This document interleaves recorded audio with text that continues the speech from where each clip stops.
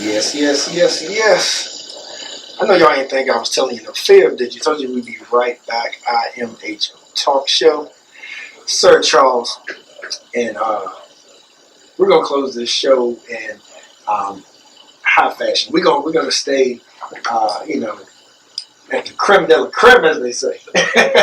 Because I am joined by none other than Samuel Sanders. And for those that don't know, he is the newly appointed city manager of your city of Charlottesville. So got to give it up for him, and still taking the time, to come talk to Lolio IMH. Mr. Sanders, how you doing, sir? I'm good. Thank you for the opportunity to be here, and that was a little much, but I'll take that. Definitely, the folks definitely appreciate it. Because there's just so much going on in the city of Charlottesville, which goes without saying. Absolutely. There's so much going on in the state, the country, the world, for that matter. But when it comes to to Charlottesville, Virginia, one thing that people definitely appreciate is transparency. Absolutely. Being small to the point, even though there's so much here per capita, it's still small to the point to where we are able to reach out and touch each other and have conversations. Yeah. So appreciate you being here. So for those that may have not been aware, so you're a new position, and maybe before that, 'cause we've had you on before. Right. And so kind of let folks know what brought you to the city of Charlottesville, and then what it means to be in your new seat. Right. So I've been here 2 years, so I've gotten to know a little bit about, I'd say a lot about Charlottesville, and it's been an inspiring opportunity for me because I've always looked for a challenge in the work that I do, and I found one here. So that doesn't scare me away, and I'm interested in being a part of solutions. So the 2 years that I've been here, I served as the Deputy City Manager for Operations, so that put me in a lot of the core services about how city government functions, utilities, public works, parks and rec, and things like that. And now, having just recently been appointed the city manager, a little over 30 days now. It feels like 30 months, maybe. A little over 30 days. It's been a lot. Drinking from a fire hose is really what I've been describing. And as you were describing there, I have been saying since I've been here that I definitely see that Charlottesville punches above its weight class. And I don't see that as a bad thing. That means it's a lot. That can be a bad thing for some, but it's a lot. And in that sense, that says to me that we're doing something. We may not always be doing everything right. We may not be doing all of what we need to be doing, but we're doing a lot. And I think that's part of what we've got to be able to do is to balance that. That's right. Your progress is important. Anything not growing is dead, as they say. And it comes with a whole lot of pain, a toil and pain, to be able to make progress in doing things. And you make mistakes, and it's all right to make mistakes as long as you get up fast and learn from that mistake. That's right. And the main thing about trying to do anything is that if it didn't work out, you learn what not to do the next time. So now what can we do as we move forward and try something else? I'm so glad that you stated it like that, because that is just like uber important of folks to know, like, everything's not going to be done perfectly, but it means a lot to be able to have people in place. Kind of like I said earlier, who are putting forth effort. Like every move forward, should be a good step. That's right. I do remind people, like, give me a shot at trying to fix it. You got to tell me what the problem is, and I'm good at finding those. But if you got one, give me one. But when you give me the problem, help me out. Give me a solution too. I'll take more than one. I'll try some different things, or give me some things to think about. Because before I start trying to solve any problem, I'm going to try to look for multiple solutions, because I'm not going to assume that the one I came up with first is the one that's going to work. Right, absolutely. And it's also important, to remember that there's like incremental steps towards the end goal too. You know what I mean? And a lot of times, speaking with different folks, within the community, it's like a lot of times, and I'm sure you already know, like whether it's council meetings or what have you, you're going to be face to face with a lot of people who only are concerned about getting the end goal. Right. And this is what I need. And this one thing. Yeah. And I need it now. Yeah. But I just want to be a word of encouragement to folks to need to realize like that you also got to sort of appreciate the journey. That's right. Meaning that there's steps you got to take sometimes to get to the end goal. It's not happen overnight, every time. Yeah. I mean, you may want it, and we may need it, and that's the thing. The pressure of need really causes us to want to get the solution right now, and I appreciate that. I mean, I've had many experiences in my own life that I wasn't as patient as I could have been either, and didn't feel like I had to be and wanted to push through. But the goal is to get somewhere, and somewhere that you can stay. So you can go and it can be fleeting, and then you end up falling backwards because it wasn't really the right thing. And incremental is really what government thrives on. I'm not a real fan of that word. I don't really like incremental, but I recognize it's steps. You have to take steps. And I'm not a traditionalist when it comes to government, so I think that's part of what I'm trying to help people understand as well. Yeah. That's definitely beautiful to hear. I didn't grow up in government. I mean, I haven't had many years working in government. That's the difference that comes at this moment. So that was an interesting opportunity for council to think about and to make the decision to give me a shot at this. I came into it taking the deputy role, not aspiring to be the city manager, because I haven't been in government long enough to feel like that's exactly what I wanted. I'm a problem solver. That's the way I see myself, and that's really what I want to do. Yeah. You know, really, even with the guests that we've had so far today, like that's sort of a core, you know, is the essence of you know, sort of an unpredicted theme. That's right. For today, of you know, it's like whether you're talking about like housing or whether you're talking about the role that UVA plays within the city, you know, in the community. Like a lot of times, what frustrates folks is when there's too much like red tape put up for no reason. Yeah. You know, because like I heard you say, like you know, you don't really like the word increments. Yeah. And like that's important for you to say that. And I'm running a bureaucracy, and that's what it does. Exactly. That's right. Exactly. But you know, but what people love is that when you have someone such as a city manager that can see how things can get done without using the bureaucracy as an excuse. That's right. That's what frustrates me. Yeah. And it's hard. Yeah. I mean, I recognize it's challenging, and part of me coming into government was really to try to understand from this side of the table, because for years I spent all of my time, I've been telling people, I fought government. I was always complaining. I was always feeling like y'all aren't doing what you're supposed to do. You're not doing it fast enough. You're not really paying attention to the right thing. And most of what my challenges were was just the government not really doing its work fast enough, effective enough, and then being honest about what was going on. What I feel like has worked for me so far is that I've been willing to be honest about situations. I've been able to tell residents who've been mad about what's going on with sidewalks being built in their neighborhoods, or why haven't we done this and why haven't we done that. I'm not standing there trying to make an excuse. I'm trying to say, you know what, we haven't done a good job. Let's start there. We haven't done a good job. Right. I can own that. I can accept that. I can also say that, and we have been willing to take on too many projects at once. That's why we can't get anything done. That's a problem. That's a real problem that some people don't necessarily appreciate. So sometimes you have to be a little more strategic in what you take on so that you can finish, and then you can move on to the next thing. What's the point of having a list of 500 things if I can't get 10 of them done? So I think that's part of what I've learned in my 2 years in the office, just trying to get a feel for what makes this place not work, and then how can I do things to try to make it better work. Well, so knowing that you were going to be drinking from a fire hose, why did you take the position? What is it about Charlottesville, you know, like for you to be here a couple of years and be like, you know what, like it's just not enough for me to put my feet in. Let me just dive in. I mean, I had many reasons to not take the job. I had many reasons to leave before this opportunity even came up. One, I don't quit. I feel like when I leave, it should be because I'm ready to go. And it should be because there are some things that contributed to it, and it could be a whole host of things. But ideally, when I took stock in this particular moment, after Mr. Rogers, our interim, decided that he was not going to continue the process, for me it was a matter of what will happen if the wrong person steps into the seat.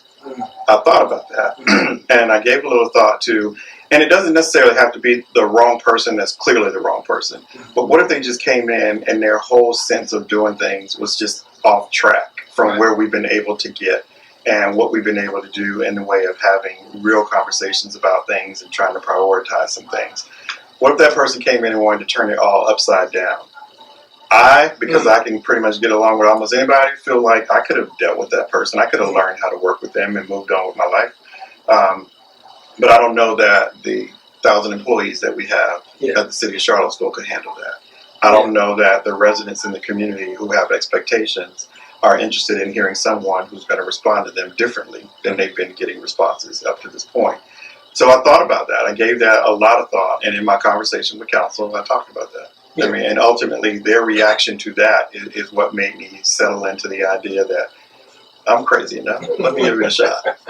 Yeah. Now, but Sam, what I heard you say is Big Brother complex, and you know what I mean by that. And like honestly, speaking to you, brother to brother, like that's pressure though. Like, so I'm curious, what did the family say about that? Because like that's sort of like unwarranted pressure to feel like that you needed to take that on. And don't get me wrong, like I totally respect the decision, and I know you're going to do a great job, and you have the wherewithal to do so. But I'm just saying, like, brother to brother, sometimes we have that pressure of like, well, I can do it. The people are looking at me to do it. I got to do it. And all that played into it. That's all that happened. I had all of that. Yeah. I mean, I have folks saying, "You're going to do this, right?" And I say, "No, I didn't plan for that. No, I'm not doing it." But you're able to process it. But sure, absolutely, in a healthy way. I mean, I know me. That's the thing. I feel like I've shared with some folks that this is the most authentic me that I've ever been in my whole life. And one thing about this place is it has allowed me to continue to do that. This was work to get here. But at this point of being able to feel like, you know what, I believe I'm good at what I do. I give it the best intent, best effort every time I set out to do anything. I'm not here to harm anyone. My goal is to help. I'm all about access. I'm all about building bridges. I want to build bridges to people, and I want to build bridges for people. Awesome. And those are things that I do and how I've done this my entire professional career. And this is really just a moment for me to try it from a different angle. I mean, yeah, it was big. You're running a city. I mean, who thought I was going to be running a city? My mother never thought that. I definitely didn't give myself any credit for being able to do that at a younger age. But at this moment, I feel like I've been able to build up enough of different varying perspectives to come to this seat. And again, not being from government, to try to do it differently and try to bring something different to the table, have conversations with council in a way that they probably haven't had them before. I'm having conversations with staff who are looking at me like, "What are you talking about?" And I said, "What?" Because I said service. You heard me say the word service, right? Well, when you serve, you also make an impact. Those two go together for me. And I've been saying that over the past 30 days, over and over and over. And I'll be going back to my desk a little bit later and write a message to employees for our next newsletter. And it's about service and impact.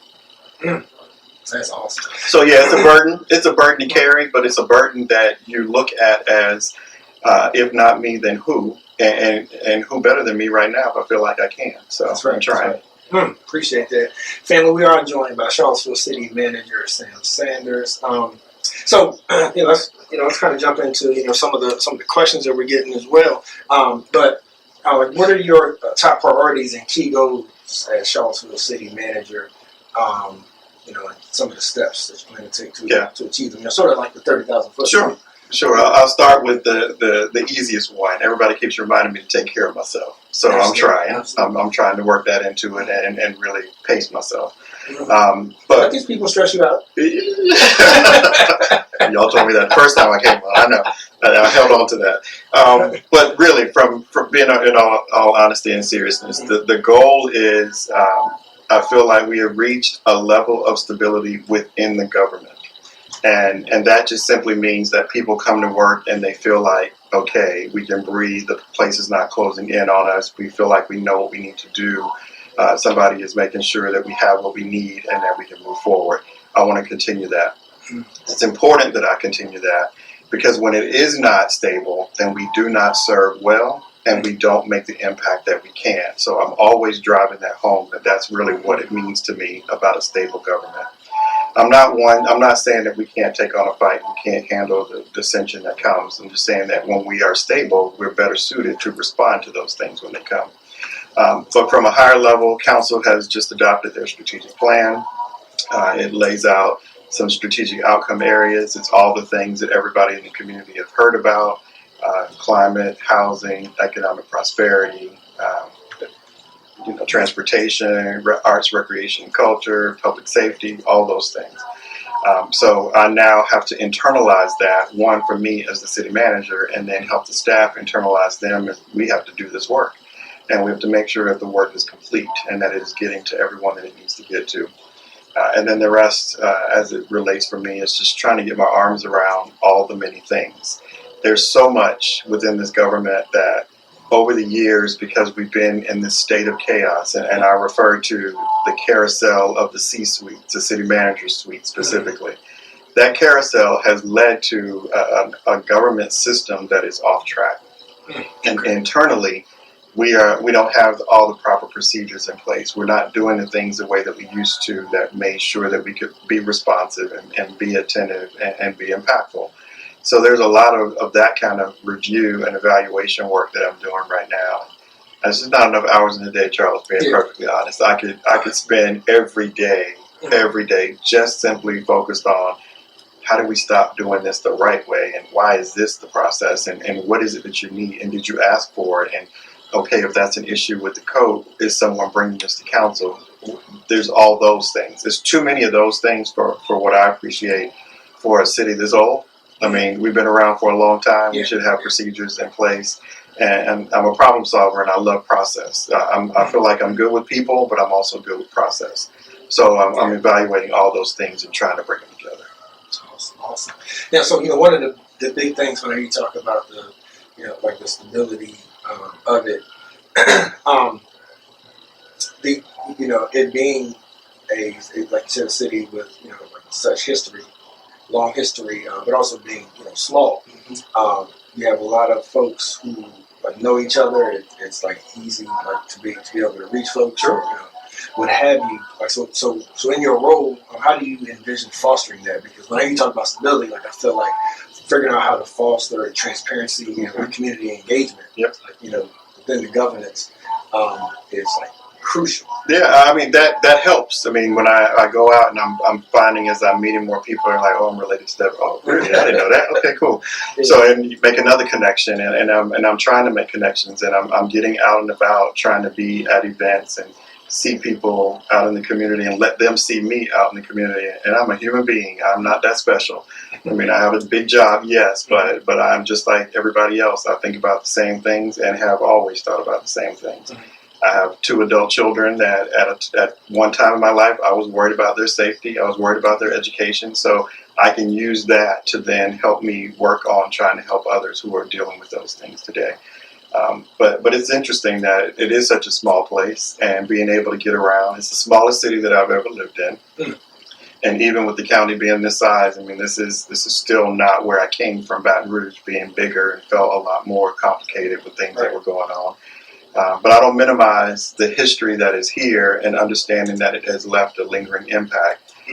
There are things that we are doing, that's great, but there are things that we're not doing. There are things that we're not talking about. So I think those are the things that I'm interested in, trying to figure out ways to play a role. But with, again, the various things that our council has said they want me to work on, I have very little free time to think about anything. Yeah. So I have to try to balance all of this and try to bring it together, and then at some point, I'll be able to pick something off the tree myself and say, you know what, that's what I want to work on. I want to be able to make something happen in that space. And I feel like as a little more time gets behind me and things really start working the way I feel like they could and should, you'll see me with that particular opportunity for me to bring forward, hey, I want to do something on this, and I don't think anybody's talking about it. Gotcha. Now, I think that fits into the community engagement piece too. Because you're going to need a team. Like, council can't just say, get it done, Sam. That's right. Well, they do, but they right.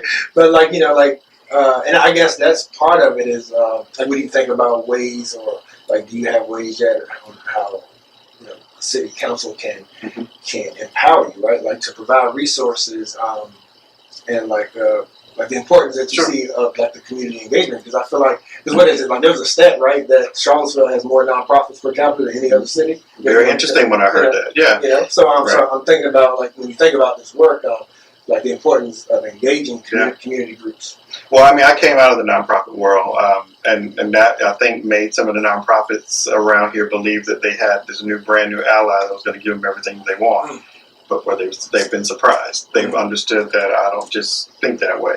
I was in that space because I wanted to be of service. And for me, the work that I did before for 15 years as the director of an organization, but 18 total years working with them, all I did was engage with the community. Most of my work was teaching people how to buy a house for the first time. And I started my class with, and my goal isn't to help you get in one, it's to help you keep it once you get it. Right. Because there's a way that you can do that. But I spent a lot of time out on the streets, in the neighborhoods, knocking on doors, talking to people, connecting them to various opportunities to solve problems that they were facing.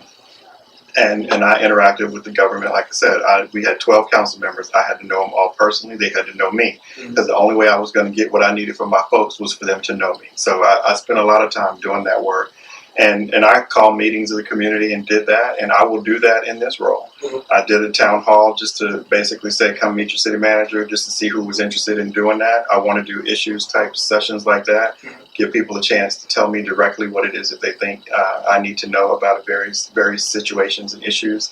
And then we can go back to the table and do work.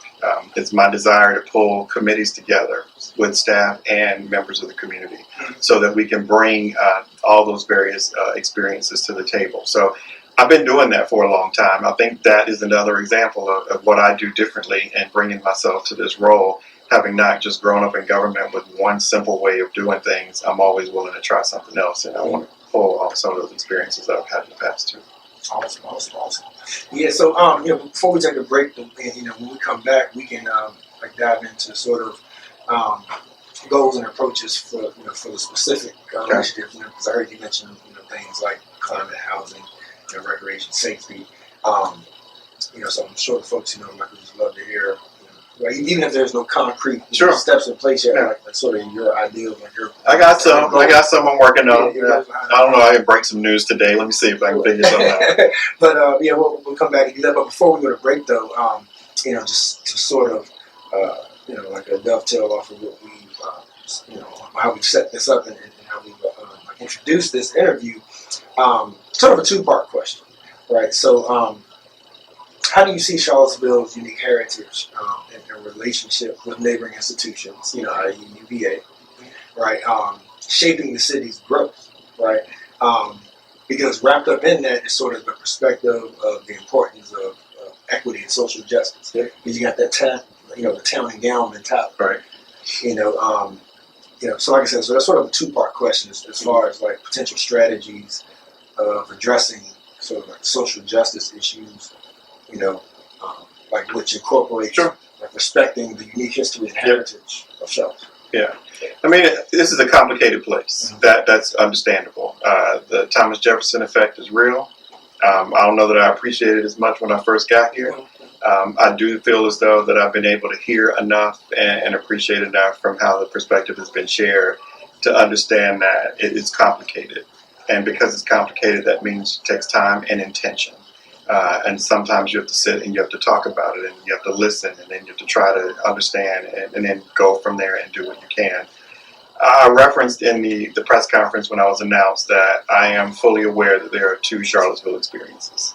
There's one that all these folks come from all over the world to this beautiful place to go and play in the woods and drink all the wine and do all the great things that we have available for them. And I thank them for it, because that's how I get my tax money to do the things that I really want to do. And then what I also know is that there are folks who are in their homes and they are struggling. And they are struggling to keep the lights on. They are struggling to keep the home in the first place. They're worried about their children leaving out the house and whether they can come back or not. And they're worried about, can they just do what they want to do, because they should be able to try and have all those resources as options available to them to be able to pull together to make the difference in their lives. I've been doing that work forever, so I feel like I'm built that way to understand that I want to do what I can to help people. And for that reason, I recognize that our people have had the short end of the stick. They always have. And in order for them to be able to get somewhere, somebody's going to have to help out. And not everybody's in the same place, so I want to help those who need it, and I'll do as much as I can and go as far as I need to for each and every person, because they're not the same. That's right. But I grew up living a variation of lives. I mean, I know what it's like to spend a food stamp. I also know what it's like to not have to worry about having money in your house. And that was before I got to the place of me having it myself. So I can relate to the stories that I've heard, and I've met people who have described various situations, and I've wanted to figure out, so how do we do an in-training program so I can hire more people who aren't qualified for the position because we set the qualifications where we did? Is it possible for us to bring that down? So one thing I've been doing is I've pushed that hard since I've been here. And we now have in-training positions being advertised across the city in a much more robust way than we have had before. Still not enough, but we're doing more, because that then gives somebody, if I can get a young man off the street and say, hey, let me teach you how to do this work. And yeah, you may not have the qualifications, but I can match you to somebody who knows it and get you there even sooner. I might have changed your life just by what I was able to do by adding in training after your title.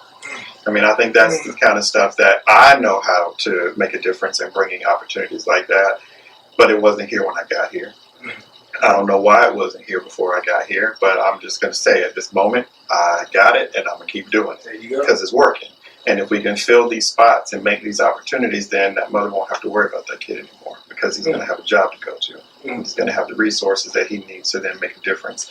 And that the young lady that's coming, when she leaves high school, she can actually land in a job and be able to do some things. And then she can join our city government, because I want it to be an employer of choice.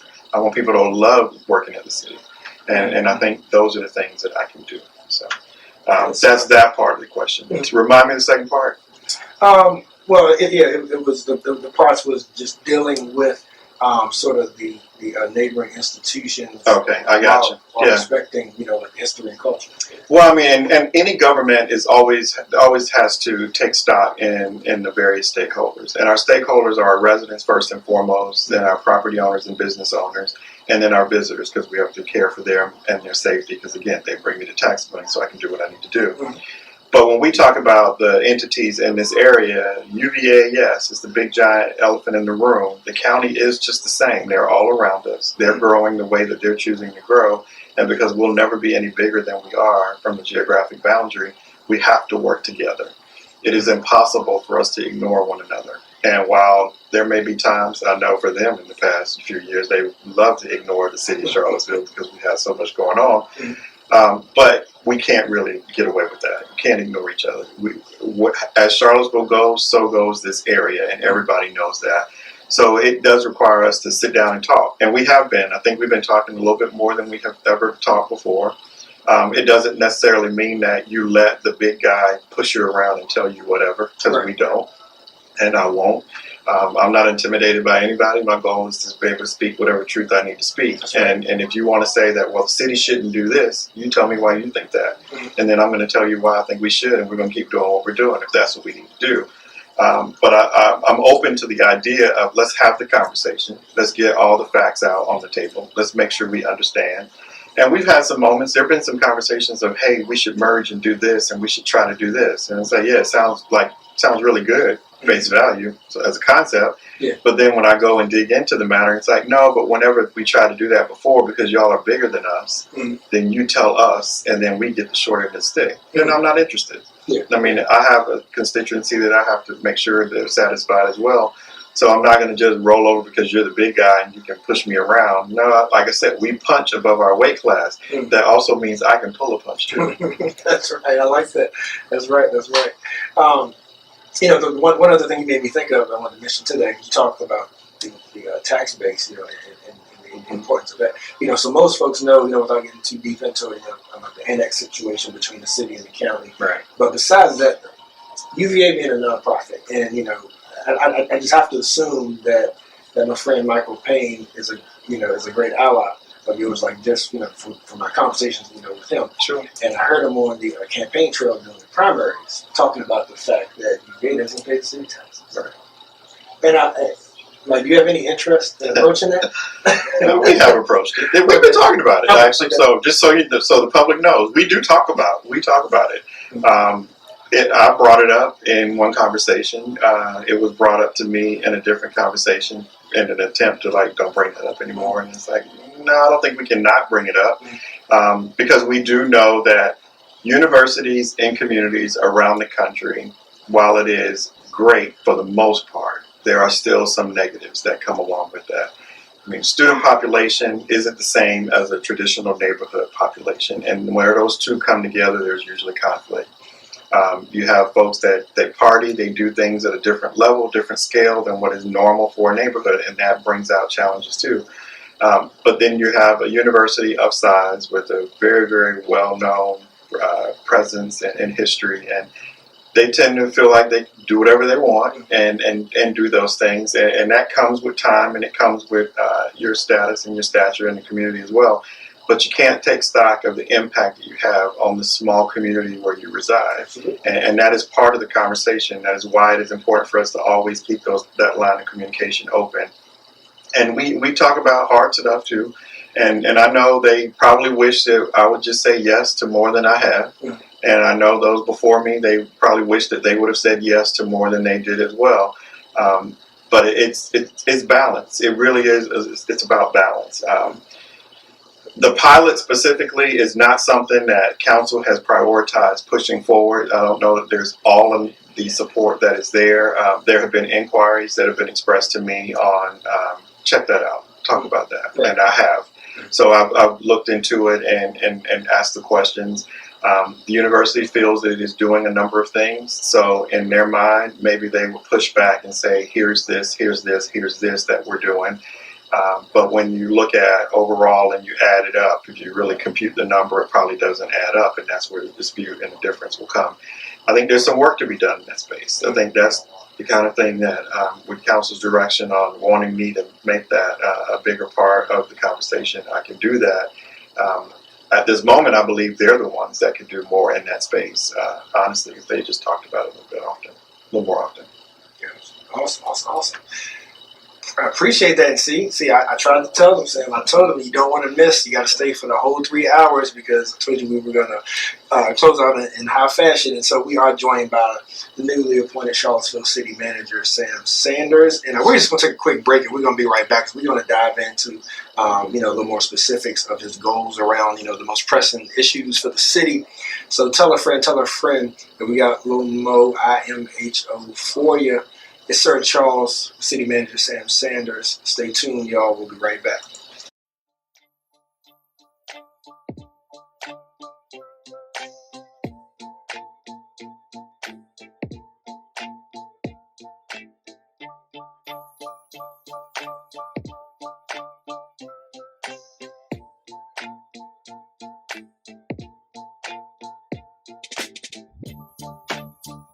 We live in a society in which structural racism is a very real thing. We are all dealing with that in every aspect of our lives, and the media is a reflection of our community. Historically, Black people have been portrayed a certain way in the media to justify normative assumptions around political and social issues. More Black people behind the cameras, in front of the cameras, more producers, more people of color producing, so they can go and get the content that's needed so they can highlight our attributes. I've been in this industry for 15 years, and I've seen firsthand how our voices just aren't heard. Even if you're in the newsroom, sometimes you get completely ignored and stereotypes are allowed to perpetuate. And one thing we want to do is combat that and also bring information to people so they can be as informed as possible when choices are made in this city, so they can do whatever they can to get their voices heard.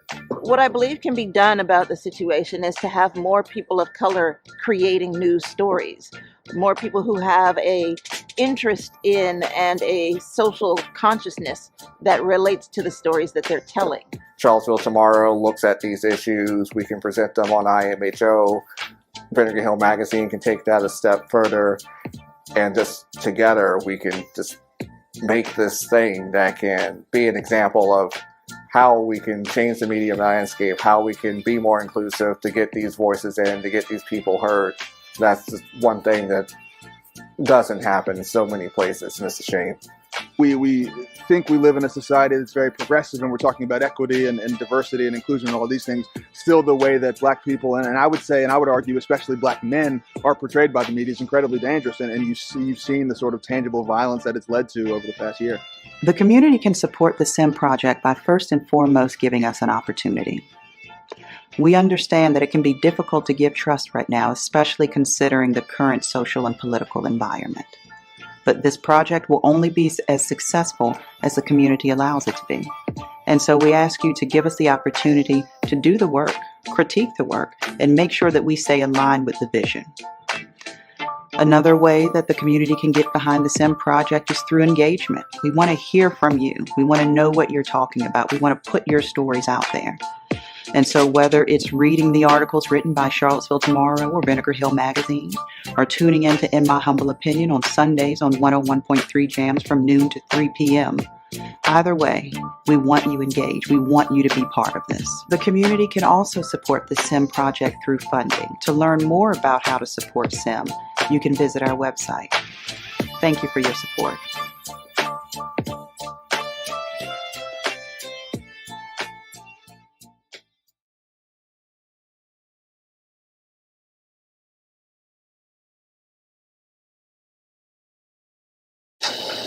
Yes, indeed. Sir Charles on IMHO back.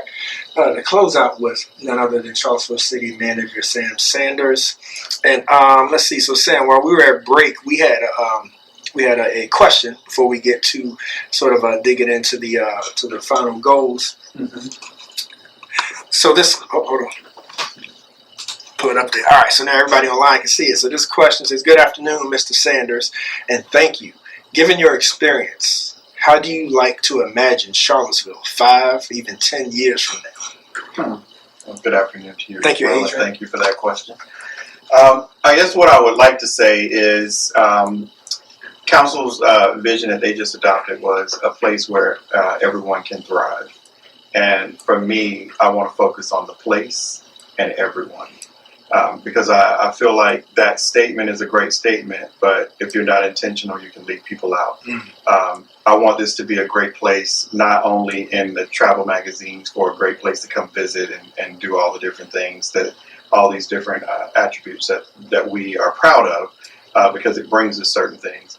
But I want to know that when I go into neighborhoods where there are real challenges and neighborhoods where people are not necessarily thinking that way because they don't read those magazines and care about that stuff, that they too can say something positive about Charlottesville.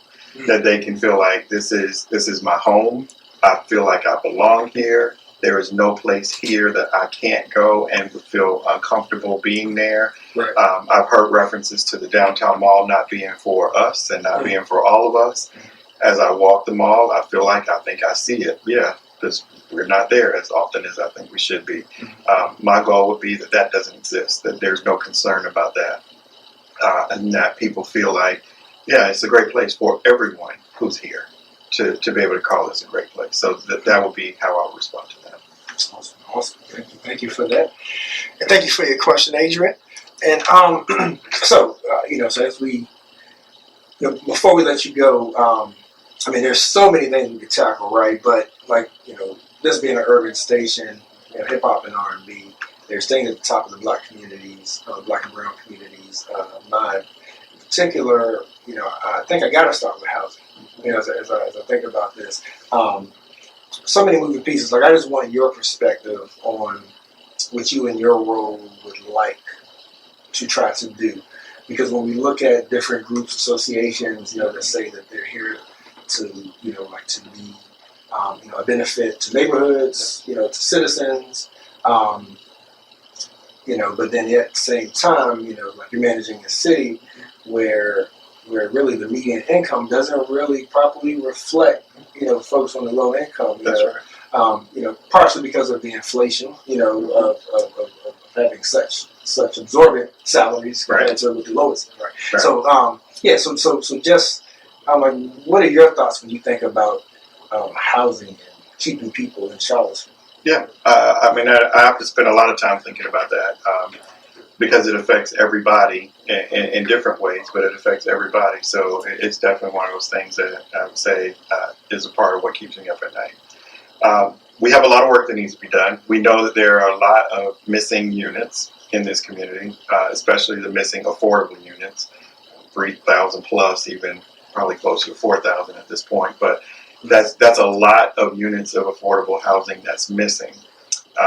Where I am and what my priority has been since I've been here is I've been in lockstep with John Sales at the Housing Authority, trying to make sure that we are bringing forward opportunities that are really going to support public housing to begin with, the lower rung of the area median income, so that 30% AMI, 50% AMI rung, so that we can make sure that Those units still exist because our federal government continues to defund and cut back on funding. So then that leaves our housing authorities struggling to figure out ways to provide additional housing. I've been a part of the acquisition of the Dogwood portfolio with the housing authority and being able to preserve those affordable units. And I think we have to do more of that. One of my projects will be to strategize on behalf of council with the housing authority to put together a real plan around that. Because we imagine that we're going to be digging into that a little bit more, doing that more often, and that's one serious way that we can do it. We have a lot of money that we're giving towards the transformation of public housing with the additional of units in those properties that brings more people an opportunity to afford, because then we can add more units on some of those sites. And I want to continue to do that and continue to support affordable housing. I spent most of my career in that affordable housing space. So that is, I know it well. I know how hard it is. It is quite a challenge, and it takes a lot of money to be able to get there. And then the last piece that I'll say on that is one part that I see that sticks out here that is troubling to me is our homeless population. I know we have a continuum, and these folks are doing hard work. They're doing good work.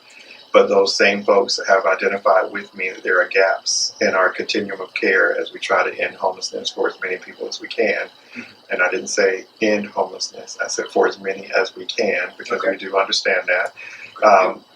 But there are gaps, and part of what my struggle has been is that I haven't necessarily heard people standing in those gaps. And I look at a gap as, if you're not standing in there, what I know is in there is people are in there.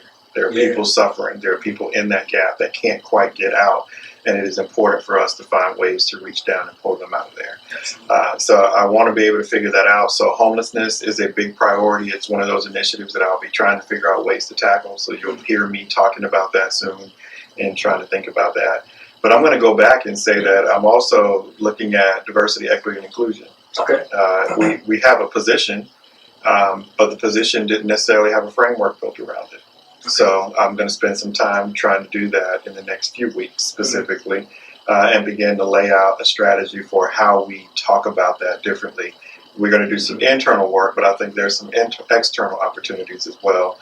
And that then helps the people in the city overall see that the government understands when we say the word equity, what does that mean? I want to spend some time more or less operationalizing equity by starting with council adopting a definition of it. And that should speak to the community as well. We've never done that. I don't know why we never did it, but we haven't done that. So I think that's important. I think for us here in the Black community, you want to hear, when you say you're going to do DEI, your first question is, so what does that mean to you? What are you going to do with that? I think we should be able to roll out a plan of what does that mean to us and what are we doing in that space. And then on the economic development side, we have a new strategic plan. It talks a lot about people of color. I want to make sure that the team that is in that space understand what that means. You can say you're going to do some people of color work, and you can do it, and you can be a little transactional. I want to be intentional. So I want to make sure that we're doing some things that, if we have money available for this strategy, let's put some money in that strategy and try to figure out how we can create access and opportunity. And I'm not trying to break news, because it's not breaking news, but I'll tell you that when I walk the downtown mall and I think about how I've heard that there are folks in this community who say it's not for us. One way I feel like, I understand that, is because we ain't on the mall. We don't have a spot. We don't have businesses that we own on the mall. And then all I hear is that, well, the spaces cost too much. Okay. Let's spend a little time and energy thinking about that and see, is there not a way for us to incubate spaces and make it possible for us to land some opportunities to do that. So I'm very interested in that. And those are things that came from, that's my background. That's the work that I did, trying to figure out how to create connections where if somebody had an idea, I'm going to give them an opportunity. And I think we just have to be intentional about it and do the hard work that comes with that. And you mentioned climate as well. So when we think about, like development and things like that, that generally that's going to increase traffic. So how do you balance? One way is We have a really good bus system, and then it's not a system of simply those who have no choice, but then it is about choice. And then you can cut back on some of the impacts, and then we can get all over the place where we need to and not have to drive a car. Yeah. But the other part of climate is usually climate doesn't normally come with it that whole justice component. We tend to be placed in areas where the thrown away sections of town, where then we have to suffer with the various ills that come with that. I think that's part of where we have to be different. We have to make sure that we're brought into the conversation, and then we are educated just the same as anybody else, and then we're talked to. I was told that we did some project somewhere, I think it was in 10th and Page neighborhood, where we just started planting trees in people's neighborhood, in their yards. Well, who said they wanted a tree? That's number one. Number two, did you tell them how to take care of the tree? Because if they don't know how, then they might not.